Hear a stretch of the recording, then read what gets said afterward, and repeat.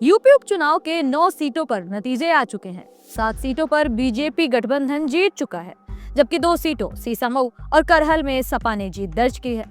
उपचुनाव में भाजपा ने सपा से कई सीटें छीन ली। चौंकाने वाला उलटफेर तो मुरादाबाद की कुंदरकी सीट पर हुआ। 60% मुस्लिम वोटर्स वाली इस सीट पर सपा की जमानत जब्त हो गई। नमस्कार, मैं हूं किरण, आप देख रहे हैं डेली लाइफ।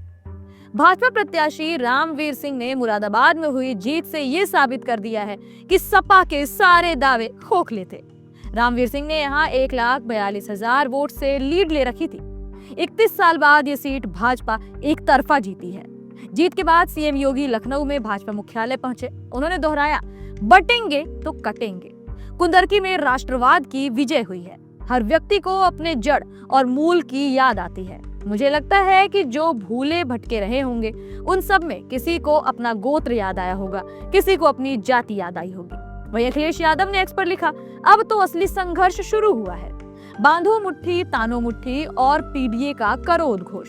दूसरी ओर कानपुर की सीसामऊ सीट सपा ने आसानी से जीत ली। इरफान सोलंकी के जेल जाने के बाद सपा ने उनकी पत्नी नसीम सोलंकी को सीसामऊ से प्रत्याशी घोषित किया। नसीम सोलंकी दरगाह गईं तो मंदिर में भगवान शिव का जलाभिषेक भी किया। करीब 8500 वोटों से जीत मिलने पर उन्होंने कहा कि सबसे पहले पति इरफान से मिलने जेल जाऊंगी। सीसामऊ से सपा की नसीम सोलंकी ने बीजेपी के सुरेश अवस्थी को हराया है। फूलपुर में भाजपा के दीपक पटेल, करहल से सपा के तेज प्रताप यादव, कुंदरकी से भाजपा के रामवीर सिंह, कटहरी से भाजपा के धर्मराज निषाद, मझवा से सुचिस्मिता मौर्य, मीरापुर से आरएलडी के मिथिलेश पाल और तो और गाजियाबाद से भाजपा के संजीव शर्मा और खैर से भाजपा के सुरेंद्र दिलेर को जीत मिली है। यानी कुल मिलाकर उत्तर प्रदेश की 9 विधानसभा सीटों पर हुए उपचुनाव में बड़ा उलटफेर हो गया है। पहले बीजेपी और आरएलडी 7 सीटों पर आगे थी। कुछ देर बाद सपा 4 सीटों पर आगे आ गई, फिर सपा 3 पर आई और आखिर में सपा सिर्फ 2 सीटों पर ही सिमट गई। भाजपा इस उपचुनाव में सपा से सीधे तौर पर कटहरी और कुंदरकी सीट छीनने में सफल हुई है। पिछले विधानसभा चुनाव में सीसामऊ, कटहरी, करहल और कुंदरकी सीट पर सपा ने जीत दर्ज की थी, जबकि भाजपा ने फूलपुर, गाजियाबाद, मझवा और खैर सीट पर कब्जा जमाया था। मीरापुर सीट आरएलडी के पास थी, जो अब भाजपा की सहयोगी है। यूपी उपचुनाव की मतगणना के बीच कांग्रेस के दफ्तरों में सन्नाटा देखने को मिला। अखिलेश यादव भी अपने घर में मौजूद रहे। कयास लगाए जा रहे थे कि शाम तक वो सपा मुख्यालय पहुंच सकते हैं। इन 9 सीटों के नतीजों पर पूरे देश की निगाहें टिकी हुई थी। सपा मुखिया अखिलेश यादव और उत्तर प्रदेश के सीएम योगी आदित्यनाथ ने इस उपचुनाव को व्यक्तिगत स्तर पर ले लिया था। यूपी उपचुनाव में सीधा मुकाबला भाजपा और समाजवादी पार्टी के बीच था। सपा ने कांग्रेस को एक भी सीट नहीं दी। इस उपचुनाव में भाजपा ने 8 और उसके सहयोगी आरएलडी ने 1 सीट पर चुनाव लड़ा। वहीं सपा कांग्रेस के समर्थन से सभी 9 सीटों पर मैदान में सपा ही रही। हालांकि ये गठबंधन कम और कांग्रेस की मजबूरी ज्यादा थी। वो अखिलेश यादव को नाराज करने का रिस्क नहीं लेना चाहते थे और अखिलेश कांग्रेस को एक भी सीट नहीं देना चाहते थे। बसपा भी सभी 9 सीटों पर चुनावी अखाड़े में थी, लेकिन बसपा का तो खाता भी नहीं खुला। चुनाव आयोग के मुताबिक मीरापुर में इस बार 57.1%, कुंदरकी में 57.7%, गाजियाबाद में 33.3%, खैर में 46.3%, करहल में 54.1%, सीसामऊ में 49.1%, फूलपुर में 43.4% और कटहरी में 56.9% के साथ ही मझवा में 50.4% मतदान हुआ। मतदान की निष्पक्षता सुनिश्चित करने के लिए 50% से ज्यादा मतदान केंद्रों पर वेबकास्टिंग की व्यवस्था भी की गई थी। सीएम योगी ने बटेंगे तो कटेंगे के नारे के साथ एजेंडा सेट कर दिया। नतीजा सामने है। एनडीए ने विधानसभा की 9 में से 7 सीटों पर जीत दर्ज कर ली है। पिछली बार इनमें से 4 सीटों पर समाजवादी पार्टी की जीत हुई थी। यूपी में लोकसभा का चुनाव खत्म होते ही सीएम योगी पर सवाल उठने लगे थे।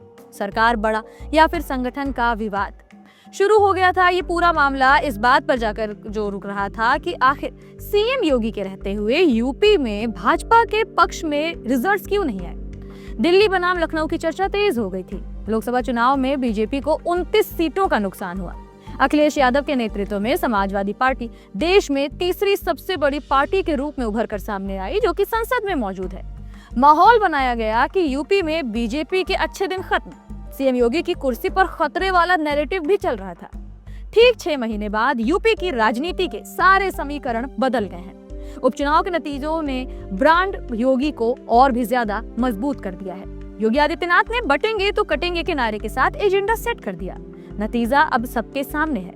एनडीए ने विधानसभा की 9 में से 7 सीटों पर जो जीत दर्ज की है, उसकी उम्मीद सपा या फिर इंडिया गठबंधन को कतई नहीं थी। सपा को नहीं पता था कि इस बार उसे इतना बुरा झटका लगेगा। इसी तरह बीजेपी को इस बार चुनाव में 2 सीटों का फायदा हुआ है। उसने समाजवादी पार्टी से कुंदरकी और कटहरी सीट छीन ली है। इन दोनों सीटों पर बीजेपी 3 दशकों से नहीं जीत पाई थी।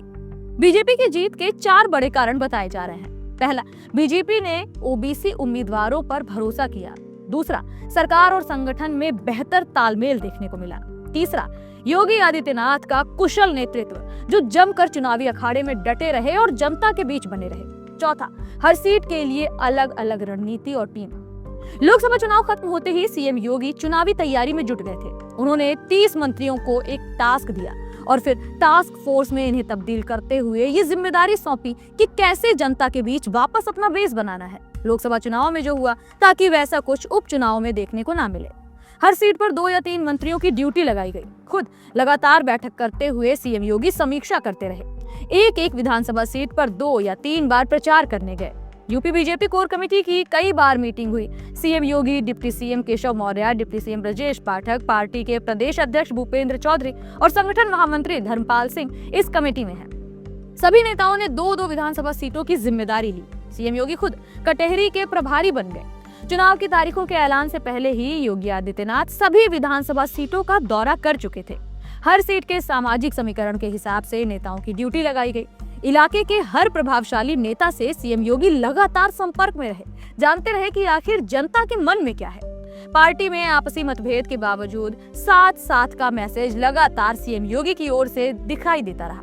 वोटर लिस्ट बनाने से लेकर बूथ मैनेजमेंट तक उनकी नजर लगातार बनी रही। जहां सांप्रदायिक ध्रुवीकरण की जरूरत पड़ी, वहां बटेंगे तो कटेंगे का नारा आगे कर दिया। कुंदरकी जैसी सीट पर कानून व्यवस्था पर फोकस रखा। लोकसभा चुनाव में बीजेपी के खराब प्रदर्शन के लिए टिकट में गड़बड़ी को वजह बताया गया। उपचुनाव के लिए उम्मीदवारों के चयन में इस बार इसका भी ध्यान देखने को मिला। सहयोगी दल निषाद पार्टी के लिए इस बार सीट न छोड़ने का फैसला हुआ। पिछली बार मंझवा और कटहरी की सीटें निषाद पार्टी के लिए छोड़ दी गई थी, लेकिन सीएम योगी ने दोनों सीट बीजेपी के लिए ही रखना बेहतर समझा। ये फैसला सही साबित हुआ। कटहरी में दलित के बाद सबसे ज्यादा ब्राह्मण वोटर्स हैं। यहाँ पर पार्टी ने ओबीसी पर भरोसा जताया। बीजेपी ये सीट जीत गई। करहल को समाजवादी पार्टी और अखिलेश यादव का गढ़ माना जाता है कि अखिलेश परिवार इस सीट पर अक्सर काबिज रहता है। बीजेपी यहाँ पर पूरी तरह से तैयारी में आई और चुनाव लड़ा। इसीलिए समाजवादी पार्टी इस बार कम वोटों के अंतर से चुनाव जीत पाई। चुनाव प्रचार से लेकर मतदान तक सीएम योगी लगातार मॉनिटरिंग करते रहे। उपचुनाव में बीजेपी के शानदार प्रदर्शन के बाद सीएम योगी ने पार्टी के अंदर और बाहर वालों का मुंह बंद कर दिया है। कुल मिलाकर ये कहना गलत नहीं होगा कि सीएम योगी पर जिस तरह के सवाल लोकसभा चुनाव के बाद उठ रहे थे, उस पर अब खुद इस एक्शन से, उपचुनाव के रिजल्ट से सीएम योगी ने रोक लगा दी है। इस रिपोर्ट में इतना ही। कैसी लगी हमारी जानकारी हमें कमेंट सेक्शन में जरूर बताएं। साथ ही वीडियो को लाइक करें, शेयर करें और चैनल को सब्सक्राइब करना बिल्कुल ना भूलें।